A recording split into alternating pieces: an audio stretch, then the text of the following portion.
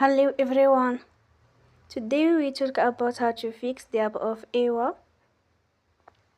We will go to settings.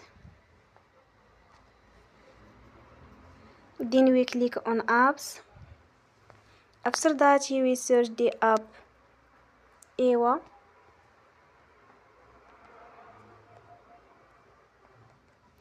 And then we click. Then you will on for stop. After that you will go to storage.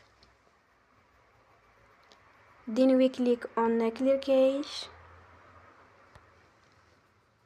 In the end you will turn your Wi-Fi and you will turn again. Don't forget to support us by like and subscribe. See you next time and thank you for watching.